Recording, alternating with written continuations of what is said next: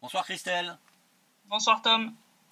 Alors Christelle, nous arrivons au SITREP numéro 130, nous sommes le 2 mars 2019, et même si le bilan de la semaine sur le plan des bombardements, enfin des violations en fait, du cessez-le-feu est quand même sensiblement moins important, sur le plan humain le bilan est vraiment toujours catastrophique.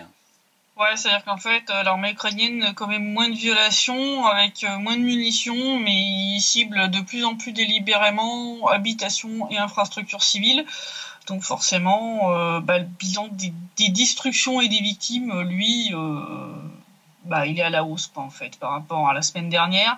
C'est-à-dire, en gros, moins de gaspillage d'obus, mais plus de tirs délibérés sur, entre autres, les civils. Donc ça, c'est plutôt mauvais, quoi. Puisque du 23 février au 1er mars 2019, l'armée ukrainienne a violé le cessez-le-feu en RPD à 107 reprises, donc on est à un bon tiers de moins que la semaine dernière, durant lesquelles elle a tiré 432 obus de mortier de 120 et 82 mm. Et si on rajoute tous les trucs de calibre inférieur, du genre véhicules de combat d'infanterie, lance-roquettes, système de défense antiaérien, lance-grenades et armes légères, on arrive à un total de 813 munitions, donc là on est quand même à bien moins que la semaine dernière. Ces tirs ont touché 22 localités de la République, donc on est quasiment au même niveau que les semaines précédentes. Il faut rajouter 15 violations et 122 munitions, dont 17 obus de mortier de 120 et 82 mm tirés par l'armée ukrainienne durant les dernières 24 heures. Donc, c'est-à-dire qu'en fait, ils utilisent proportionnellement, on va dire par rapport à avant, plus d'obus de mortier. Voilà. Avant, ils tiraient plus de trucs d'armes légères si on regarde en proportion, et là, maintenant, c'est plus d'obus de mortier, quoi. D'accord. En tout cas, suite à ces tirs durant la semaine, on a eu 3 civils et 2 soldats qui ont été blessés, et 2 civils et 6 soldats tués, ainsi que 36 habitations et 17 pièces d'infrastructures civiles endommagées. Donc là, vous voyez, c'est vraiment catastrophique.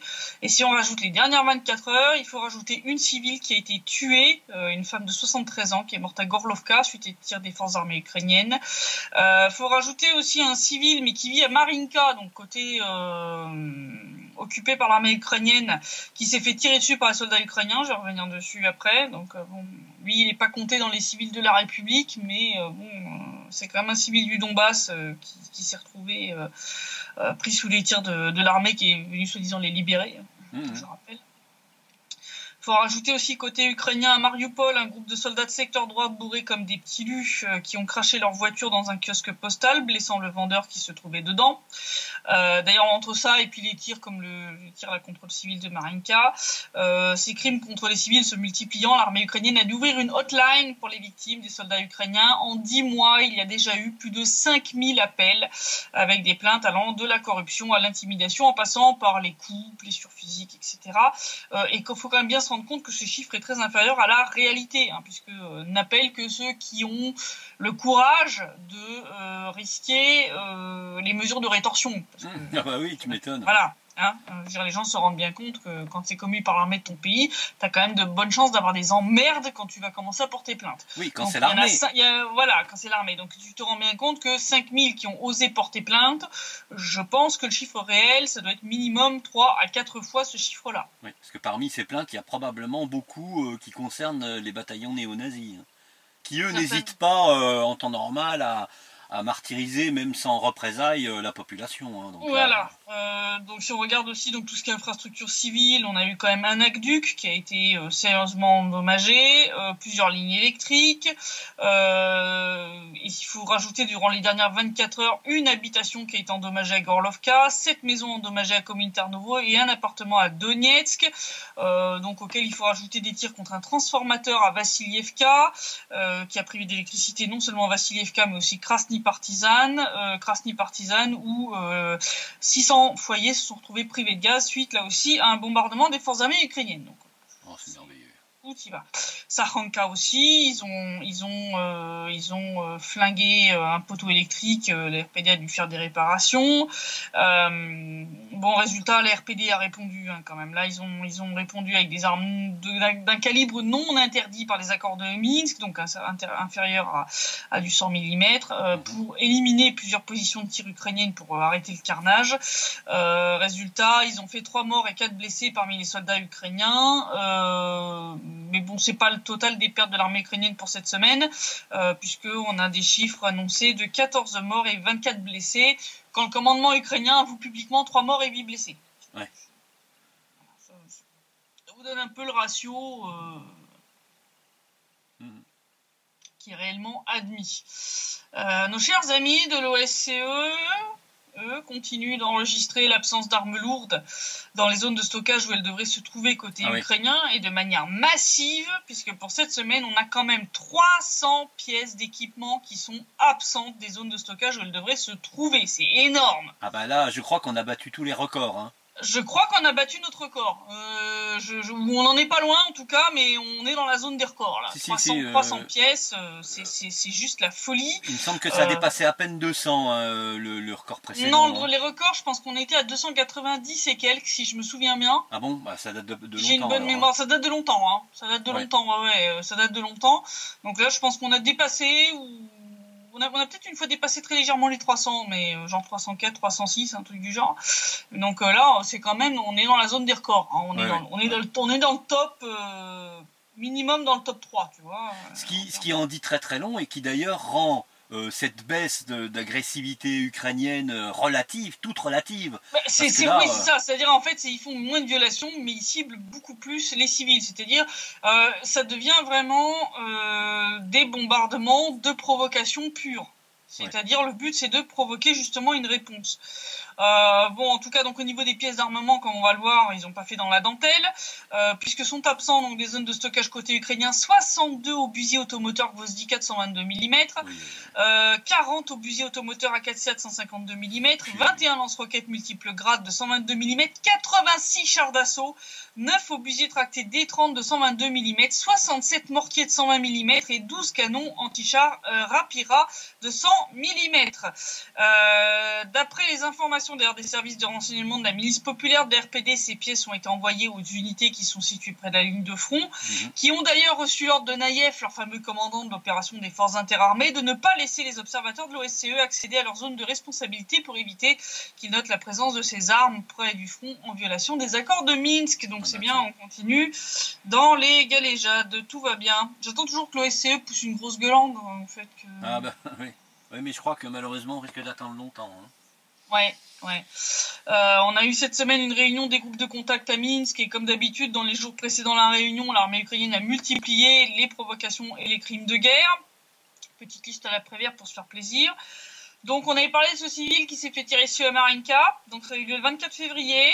Donc il était à vélo, il allait de Marinka à Alexandrovka, qui lui est de notre côté, et le soldat ukrainien a décidé de lui tirer dessus, à l'arme légère. Alors qu'il se trouvait dans la zone grise. Donc il s'est retrouvé blessé au bras, donc il a décidé de faire demi-tour, a demandé de l'aide de ses voisins pour aller à l'hôpital, et avant même donc de réatteindre le point de passage des forces armées ukrainiennes côté Marinka, les soldats ukrainiens leur ont de nouveau tiré dessus, donc l'homme a été blessé une deuxième fois à l'abdomen cette fois. Résultat, il est reparti vers la RPD, ce qui était prévu au départ. Les soldats de la RPD l'ont pris en charge, ils ont donné les premiers soins, appelé une ambulance. L'homme est en état de choc, en plus d'être grièvement blessé. L'homme a été opéré et soigné à l'hôpital numéro 14 de Donetsk. Mais enfin, c'est intéressant comme concept. Tu vois, le mec, il est à vélo, il passe tranquillement, paf, l'autre, il tire au pigeon. Quoi, tu vois. Un envahisseur russe. Ils ont dû voir un char russe en ayant fumé un bon paquet de spliff, parce que bon... Ouais, non, mais c'est clair, ça c'est pas possible. Marinka, toujours le même jour, donc le 24 février, on apprenait que l'armée ukrainienne avait déployé des chars d'assaut, certainement une partie des 86 qui sont manquants des stocks, dans la zone résidentielle de Marinka. Ah ils font pas dans la dentelle, hein. Ah non, ça, oui. Je rappelle ceci est une violation non seulement des accords de Minsk, mais aussi de la Convention de Genève. Oui. Parce que ça revient à utiliser les civils comme bouclier humain quand même. Ouais. Voilà, c'est interdit. C'est interdit. Ça montre bien que cette armée en a vraiment rien à foutre de la population du Donbass qui viennent prétendument libérer. Moi, quand je dis avec des libérateurs comme ça, vous n'avez pas besoin d'envahisseurs. Le but, bien sûr, pour l'armée ukrainienne, c'est d'éviter les tirs de réponse, puisque nos soldats ne vont pas tirer en voyant qu'ils vont risquer... c'est cynique, c'est absolument... mais c'est vraiment humain, c'est un crime de guerre, je le rappelle. Voilà. rien que du 25 au 26 février, il y a eu 9 maisons, un gazoduc, une pharmacie et un bâtiment administratif endommagés par les tirs de l'armée ukrainienne. Le 26 février, ils se sont de nouveau pris à la station de pompage de Vassilievka, en tirant cette fois 7 obus de mortier de 120 mm, obligeant le personnel de la station à aller se mettre à l'abri. Je rappelle que cette station alimente en eau 1,5 million de personnes des deux côtés de la ligne de front et que tirer dessus, c'est aussi un crime de guerre. J'aimerais bien quand même qu'on redistribue un petit exemplaire de la Convention de Genève en ukrainien à toute cette bande de trous de balles qu'on appelle des soldats ukrainiens.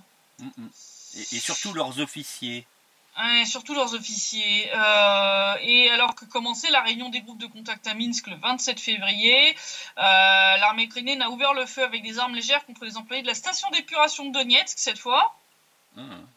Alors qu'ils étaient près du bâtiment de stockage du chlore. Heureusement, ils ont été très rapides à réagir. Dès qu'ils ont entendu les balles siffler, ils se sont jetés au sol et ils ont rampé jusqu'au bâtiment pour aller se foutre à l'intérieur à l'abri, quoi.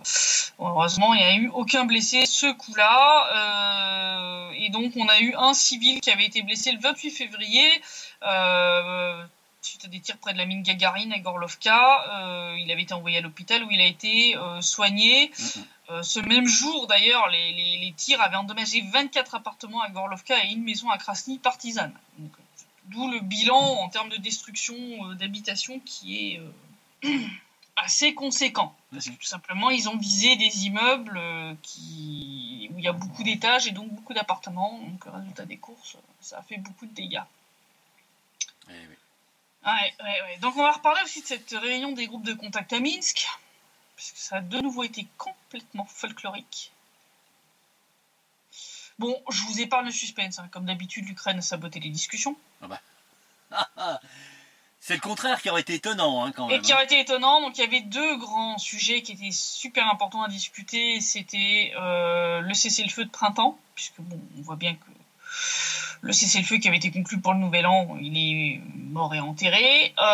Et l'échange des prisonniers au format tous contre tous, qui est quand même en attente depuis plus d'un an, suite au dernier échange. On n'a pas eu d'autres échanges de prisonniers. Puisque je rappelle que normalement les accords de Minsk prévoient un échange au format tous contre tous. Ça n'a toujours pas été mis en œuvre.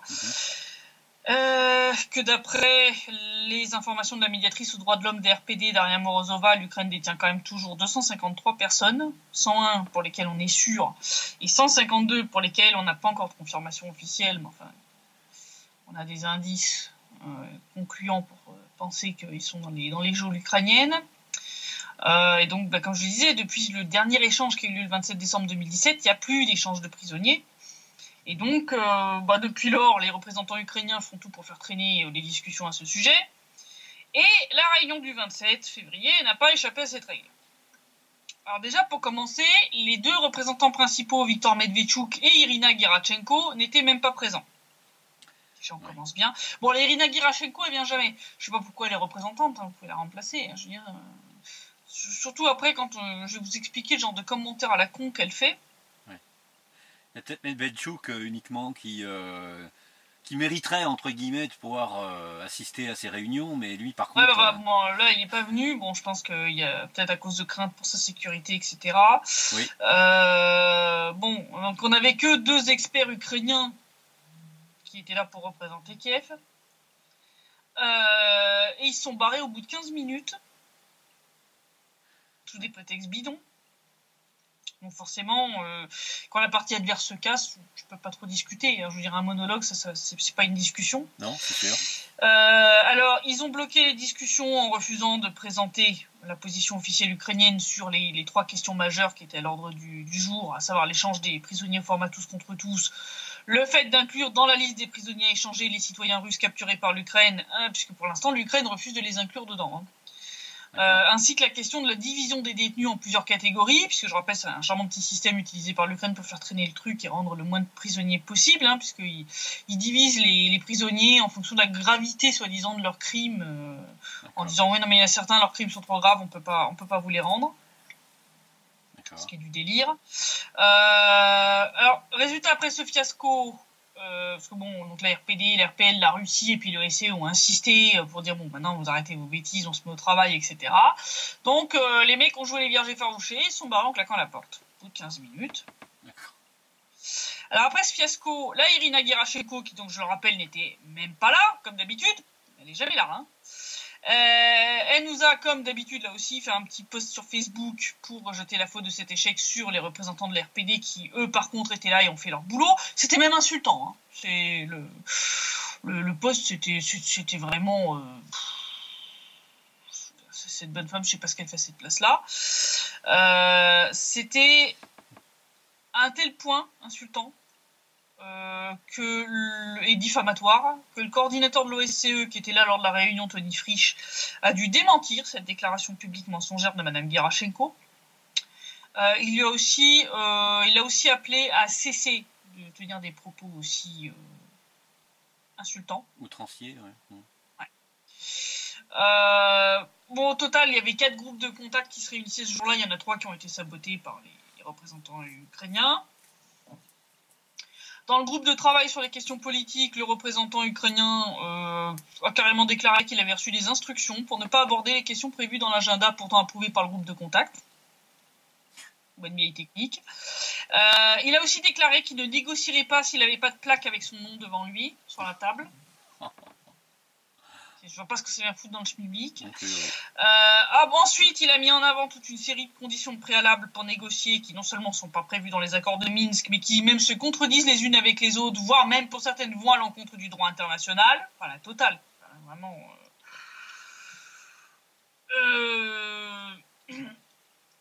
Ça a fait tiquer l'autre coordinateur, donc le représentant de l'OSCE dans ce groupe de travail-là, Pierre Morel, qui était tellement choqué qu'il a commenté la situation en déclarant que la position de Kiev menait à une impasse et à la rupture des négociations.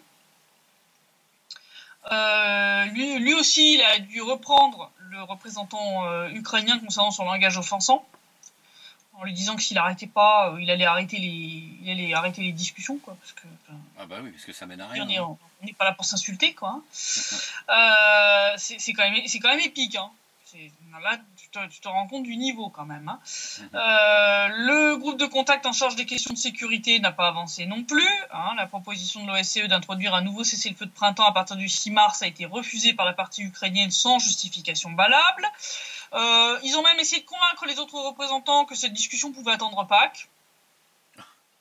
Bah, vraiment. Bien sûr. Quand on voit la dégradation continue de la situation sur le front, on se rend bien compte que cette position vise à permettre une escalade continue des tensions dans le Donbass jusqu'aux élections présidentielles ukrainiennes. Un objectif qui a été bien compris par l'OSCE, qui là a fait son boulot, et a lourdement insisté auprès des représentants ukrainiens et a obtenu qu'une vidéoconférence soit organisée pour fixer une date de cessez-le-feu avant la journée internationale des femmes qui a donc lieu le 8 mars. Bon, on attend le résultat de cette vidéoconférence. Mais on voit bien qu'il y a une nécessité de nouveau cessez-le-feu. Quand on voit le bilan de la semaine, je pense que voilà, il n'y a pas beaucoup de questions à se poser. C'est clairement une aggravation des tensions à but électoraliste pour distraire la population ukrainienne de ce qui se passe dans le pays et de la situation catastrophique de ce dernier. Je vais revenir d'ailleurs après. Ouais. En tout cas, pendant qu'on a droit à cette gabegie, je vois ni l'Allemagne ni la France ouvrir leur gueule sur ce sabotage manifeste. Je veux dire, pour que 2 coordinateurs de l'OSCE dans 2 groupes différents disent aux gars, bon maintenant vous arrêtez les conneries, vous venez pour faire votre travail.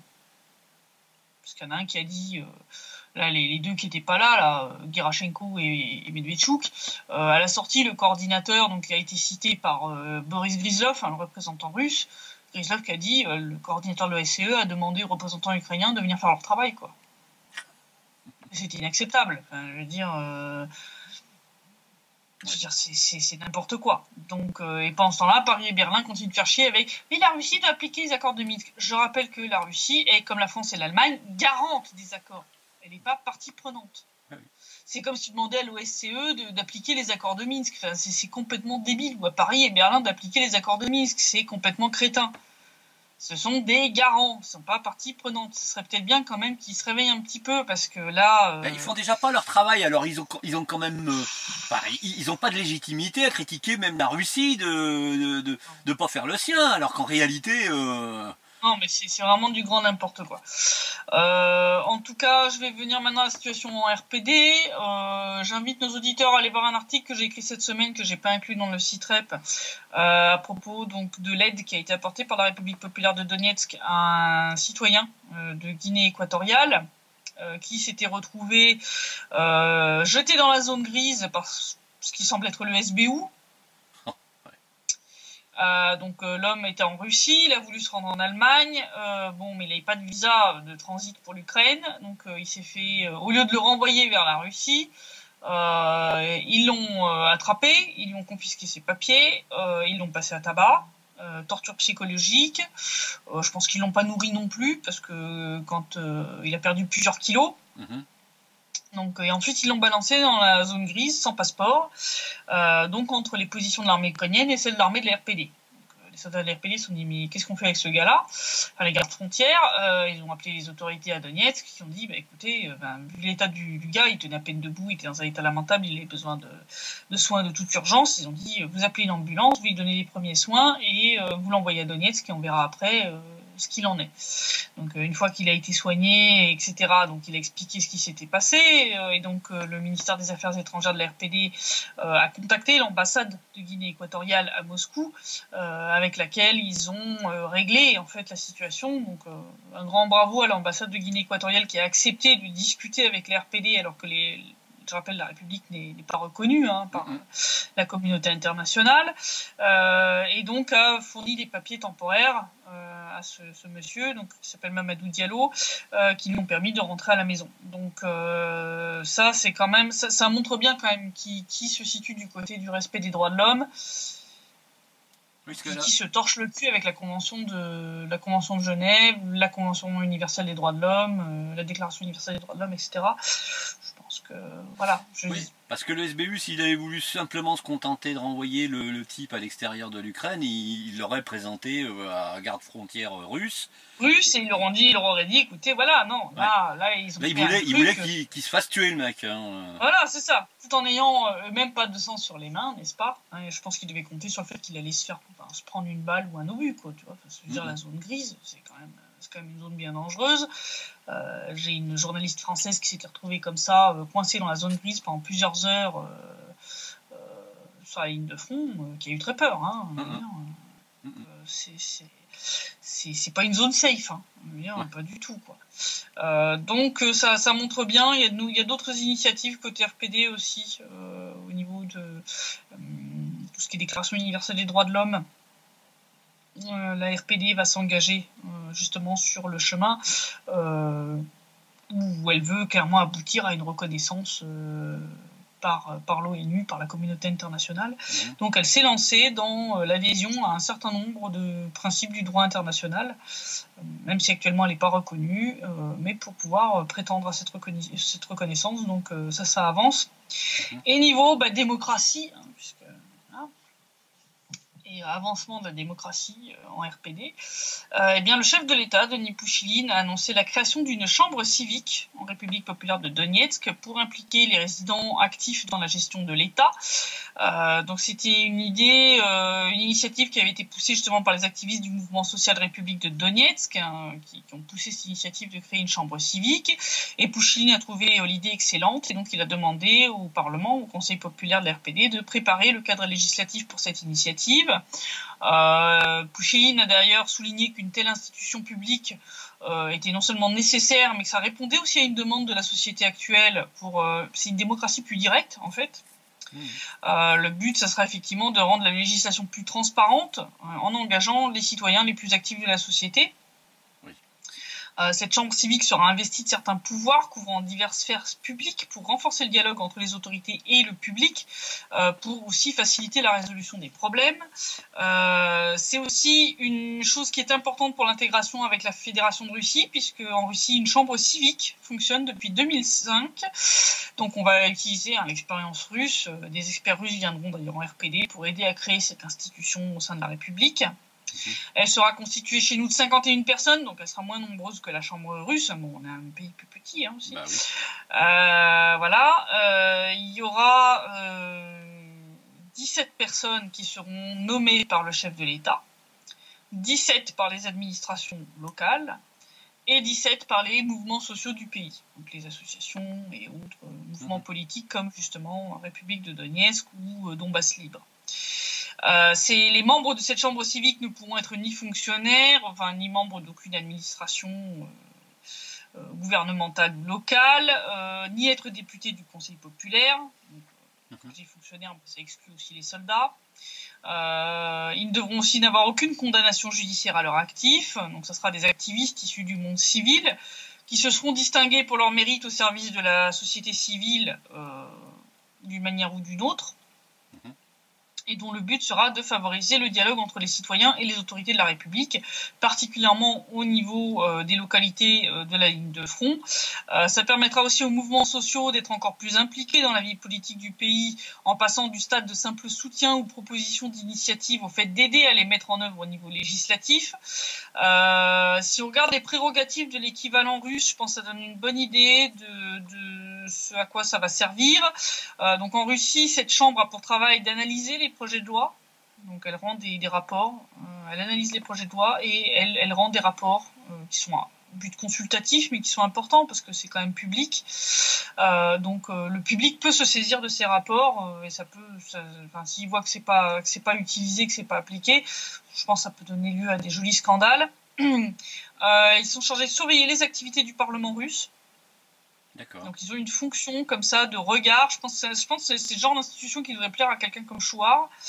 Ils sont aussi chargés de surveiller les activités du gouvernement, de toutes les autres administrations gouvernementales de la Fédération de Russie, mais aussi des sujets fédéraux. Donc, les différentes républiques, oblasts, régions autonomes, etc. Elle a aussi un rôle de supervision et des pouvoirs consultatifs. Entre autres, ses membres peuvent par exemple aller visiter les prisons.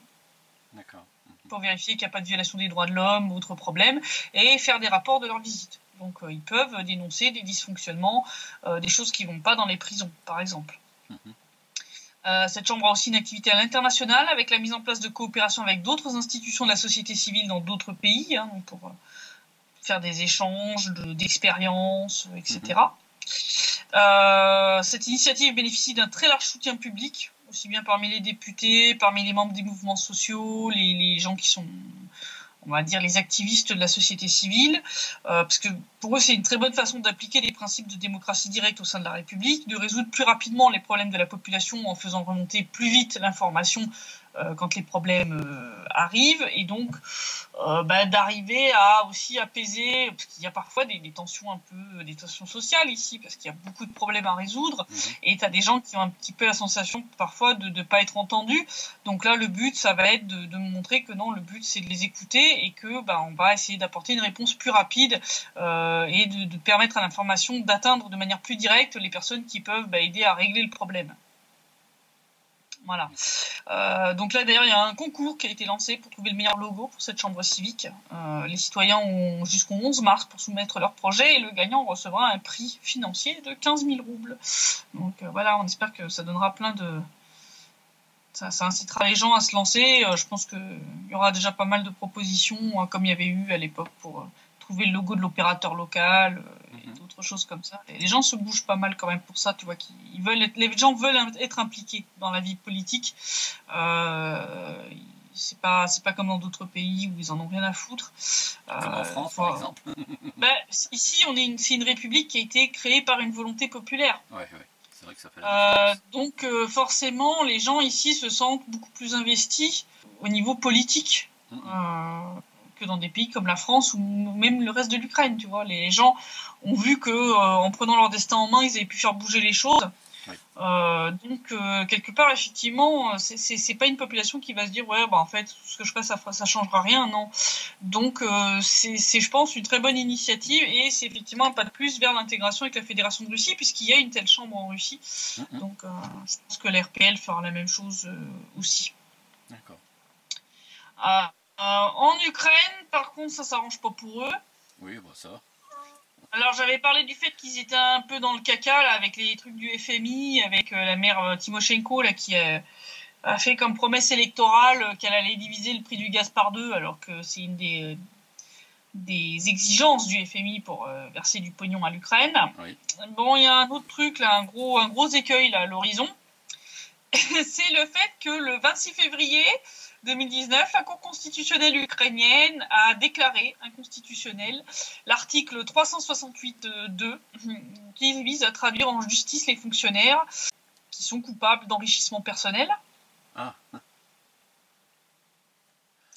Ouais. Donc c'était un truc qui avait été passé en 2014 sur exigence du FMI. Donc là, ça a été dénoncé par le Centre d'action contre la corruption, qui a tiré la sonnette d'alarme, en rappelant que l'introduction de cet article du code pénal, donc visant à punir les fonctionnaires pour enrichissement illicite, c'était une exigence du FMI et de l'Union européenne, et que l'annulation de cet article de loi pourrait avoir des graves conséquences pour l'Ukraine. Tu m'étonnes. Oui. Pas de loi anticorruption, pas de pognon. C'est ça. Voilà. Hein, donc la pire, bien entendu, comme l'a souligné donc, ce centre d'action qui s'appelle l'ANTAC, ça serait le non-versement des fonds du FMI et la clôture d'une centaine d'enquêtes menées par le Bureau national anticorruption d'Ukraine, le NABU. Donc ça a été publié dans le journal ukrainien Ukrainskaya Pravda.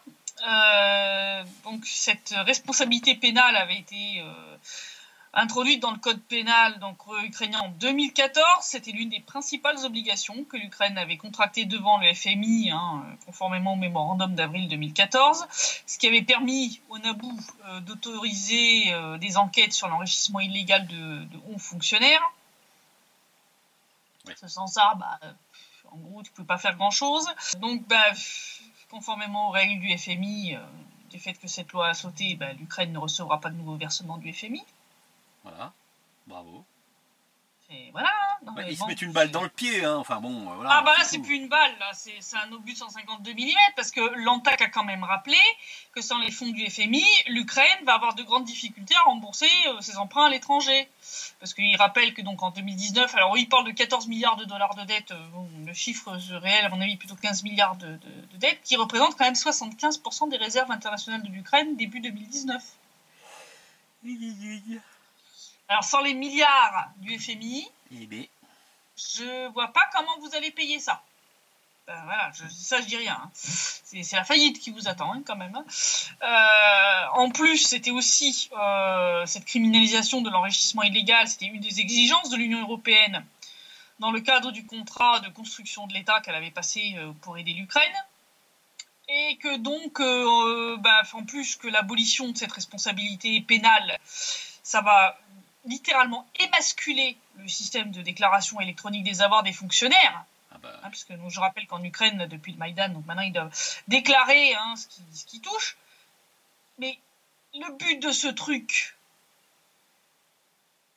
si ça permet juste de détecter la corruption, si tu vois qu'un fonctionnaire, il s'achète des bagnoles à 3 millions quand il en gagne 200 000, si tu peux derrière pas poursuivre le mec pour avoir touché des pots de vin et s'être enrichi illégalement, etc.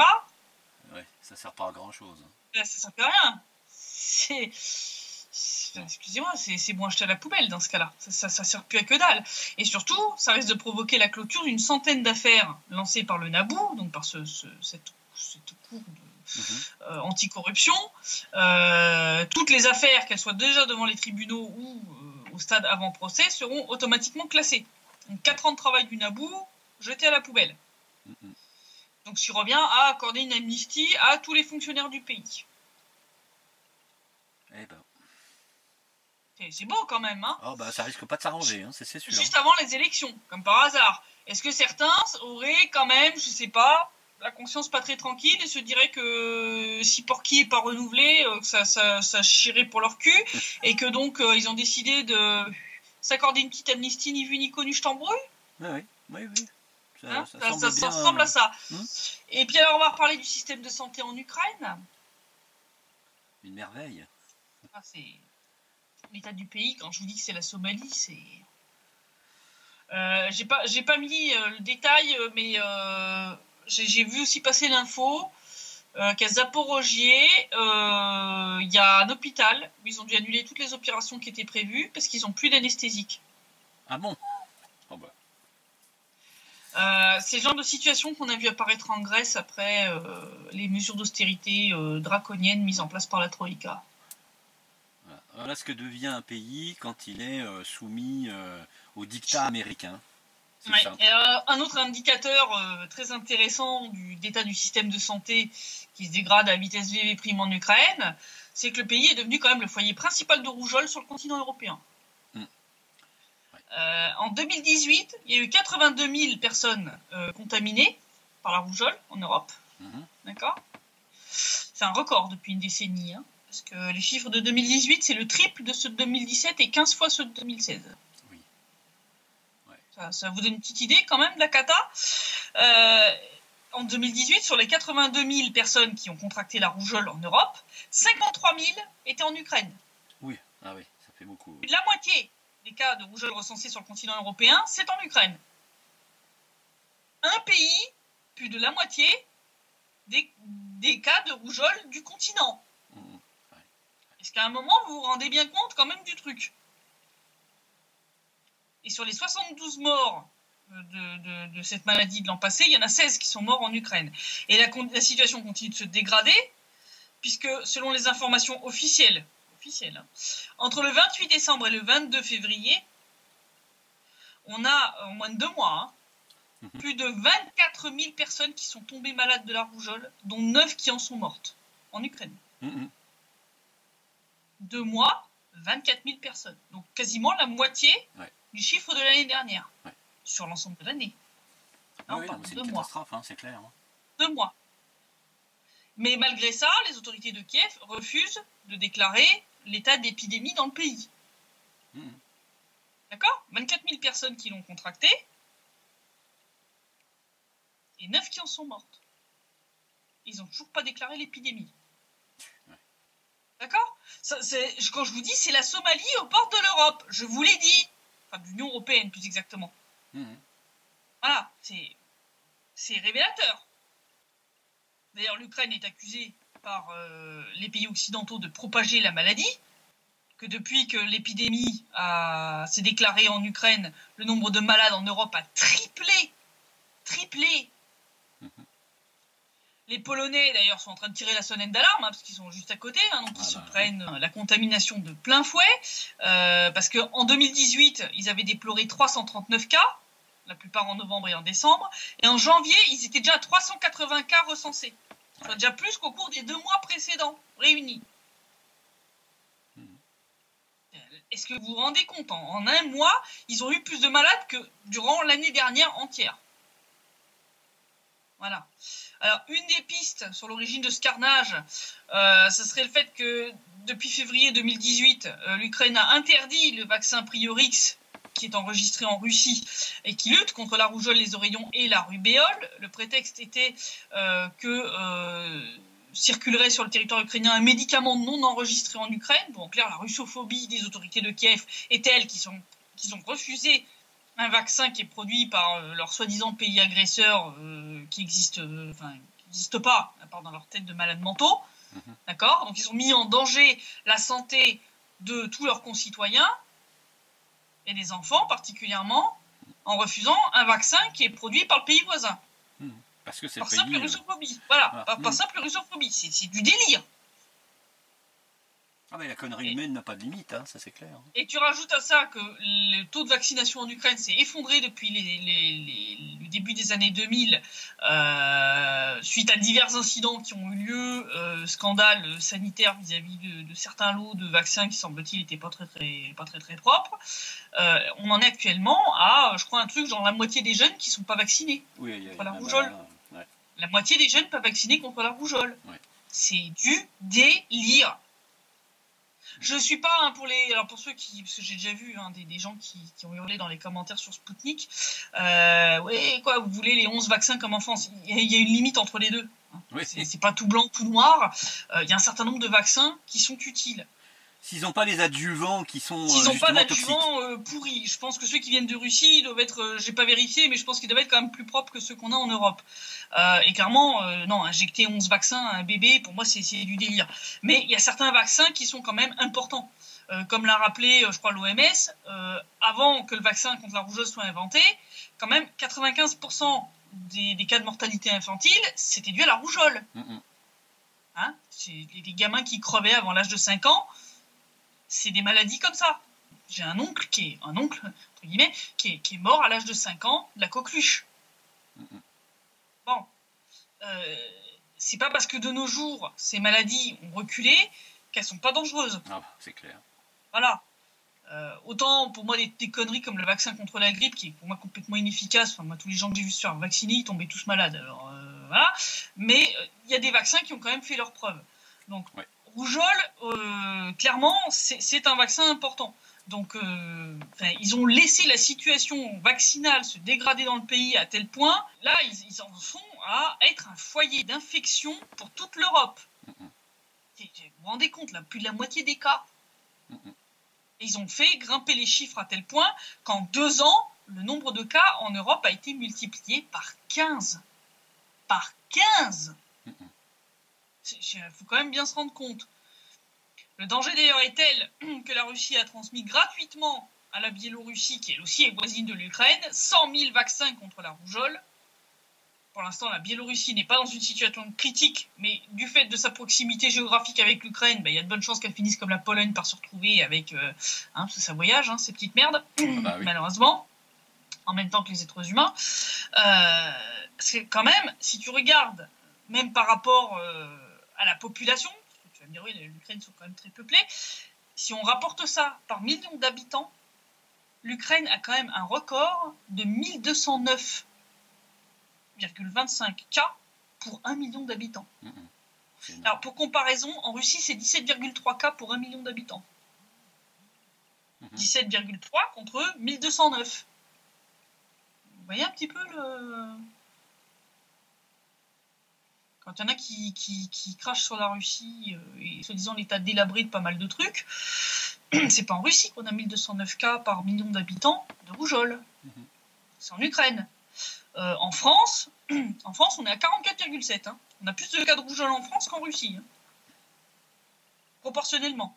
En Grèce, on est à 196,8. Au Monténégro, 322,6. Et en Géorgie, 563,8. Donc l'Ukraine fait plus de 2 fois pire que la Géorgie. Oui. Voilà, je pense que ça se passe de commentaires. Je pense que c'est tout à fait limpide. Et alors, j'ai 2 pendant ce temps à Kiev qui nous sont offerts par notre clown en chef, Poroshenko, qui est en visite à Zaporozhye. Et qui a aussi été faire une petite intervention dans la ville ukrainienne de Jolva. Alors, la première, c'était justement son intervention dans cette ville ukrainienne de Jolva, où il nous a fait une belle boulette, une de plus. Il nous a fait un petit lapsus révélateur. Encore un. Il a dit, je cite, « Aujourd'hui, en tant que président de l'Ukraine et chef suprême des armées, je dois conserver l'Ukraine et la défense ukrainienne afin de tenir tête à l'agresseur ukrainien. » Ah oui, oups. Bon, il s'est très vite rendu compte de son petit lapsus, donc il a rectifié par l'agresseur russe. Mais ça s'appelle un petit lapsus révélateur. Ça s'appelle un petit lapsus freudien. Quand tu sais que tu racontes des cracks, c'est pas la première fois d'ailleurs. Je rappelle qu'en janvier 2018, il avait dit que les territoires de la Crimée et du Donbass étaient piétinés par les occupants ukrainiens et qu'un mois avant, il avait qualifié d'infâme le régime ukrainien. Et boulette sur boulette. Et puis donc à Zaporozhye, il nous en a fait 2, je les ai regroupés ensemble. Donc il est en pleine campagne électorale pour qui il essaie de gratter des voix. Donc il a été au contact des activistes de son parti. Et il y a une femme qui lui a posé une question qui semble-t-il lui a pas beaucoup plu. Et donc il lui a arraché le bonnet, mais violemment, vraiment, il lui a arraché le bonnet de la tête avant de le lui rebalancer, quoi, comme ça. Ça a été publié sur YouTube par une journaliste, Tatiana Vysotskaya. Donc on voit que la manifestante essaye de dire quelque chose au président, mais bon, la musique est tellement forte qu'on ne sait pas réellement. Il semble qu'elle a peut-être posé une question à propos des poursuites contre Anatoly Shahari, cet activiste blogueur. Et donc il semble que Poroshenko a pas trop aimé, donc il lui a arraché le bonnet avant de le lui rendre assez brutalement. Et puis toujours lors de cette visite à Zaporozhye, on le voit d'abord tapoter l'épaule d'un homme, puis après il lui pince le nez et il se barre. Il se barre, le sourire aux lèvres. Alors la journaliste, la Tatiana Vysotskaya, qui a publié de cette deuxième vidéo, a dit « Ça m'a étonné encore plus que la précédente, donc celle avec la femme qui se fait arracher le bonnet, parce que ça témoigne du fait que le manque de respect de la part du président est un phénomène systématique, c'est un vrai choc. » C'est bien, vous vous rendez compte que vous avez l'équivalent en termes de mépris de Macron en France, c'est bien de vous réveiller. Donc voilà, quoi. C'est bien la situation en Ukraine, c'est magnifique. Alors, au point de vue élection, etc., c'est toujours Game of Thrones à l'ukrainienne. J'ai écrit un article là-dessus. Donc j'ai fait le résumé de la saison 3, épisode 4 du Game of Maidan. Donc ça, c'est dans la section analyse du site Donbass Insider. Je vous encourage à aller le lire et à le partager. Donc l'article est en français, en anglais et en russe. Où je fais un résumé de la situation. En clair, c'est toujours le clown Zelensky qui est en tête, et bien en tête. Donc c'est le petit chouchou qui est financé par Igor Kolomoïski, je rappelle l'oligarque israélo-ukrainien qui avait aussi soutenu Saakashvili, ces clics-là qui financent le régiment Azov. Qui a instrumentalisé Tessitrep aussi. Voilà, donc clairement Zelensky, je pense, c'est bien parti pour gagner. Donc en clair, les Ukrainiens vont se taper un Macron à la sauce ukrainienne. Le côté pro-nationaliste en plus, quoi. Ça raconte pas le truc, quoi. Il est talonné par Timoshenko, et ensuite Poroshenko est que troisième. Et Poroshenko a un taux de personnes qui ne voteront jamais pour lui, qui est plus de la moitié des Ukrainiens. Ouais, donc si vous voyez Poroshenko être élu pour un deuxième mandat, c'est qu'il y a fraude. C'est qu'il y a fraude massive, ou alors qu'il a invoqué Satan en personne. Et là, je vois, c'est pas possible. Non. Non. Et selon les lois des probabilités et de la physique, non. Là, s'il est réélu, il y a fraude massive, ou Satan est intervenu lui-même. Vous avez le choix. Voilà. Pacte avec le diable. Mais bon, je pense qu'on va s'attendre, enfin, moi je m'attends à ce que ça continue, l'escalade des provocations contre les civils, parce que la guerre c'est un bon moyen de distraire la population des problèmes internes, et s'il arrive à relancer la guerre dans le Donbass, là, comme ça il peut nous ressortir de nouveau la loi martiale de son chapeau, et empêcher les élections purement et simplement. Voilà. Les poursuites se continuent contre Viktor Medvedchuk. Là, j'en parle aussi dans cet article. Une expertise qui doit être faite sur ses propos pour promouvoir les accords de Minsk. Donc je pense qu'il va se prendre une expertise. En plus, le truc l'institut qui est chargé de faire l'expertise est complètement subordonné au SBU et au gouvernement ukrainien. Je pense qu'il va se prendre un bon procès politique dans la plus pure tradition stalinienne. Ça va être assez sympa. Je rappelle que des journalistes comme Kirill Vyshinsky sont toujours en prison pour haute trahison, pour avoir osé dire la vérité dans leur journal. Je veux dire, à un moment, il serait peut-être temps quand même d'ouvrir les yeux sur ce qu'est l'Ukraine, parce que là, il n'y a pas qu'au niveau de la rougeole que ça va devenir un foyer d'infection, tu vois. Entre les néo-nazis, la rougeole... Et le reste, je veux dire, là, ça va devenir un vrai trou noir, ce truc. Surtout que si le FMI ne verse plus de pognon parce que ça va aller très rapide. l'Ukraine ne remplit plus les conditions, je pense que ça va être assez folklorique. Ouais. Je pense que ça va... là, ils courent à leur désintégration. Donc, c'est assez mauvais. Donc, situation quand même à surveiller de très, très près. Entre autres, la situation politique en Ukraine, avec la campagne électorale. Et la situation sur le front ici, qui est corrélée à cette campagne électorale, puisque ça fait partie d'un tout. Okay. Voilà. Bien, donc, je te souhaite une bonne soirée, et puis je te dis à samedi prochain pour le prochain Sitrep. Merci Christelle, je te dis également une bonne soirée, et puis à samedi prochain. Au revoir.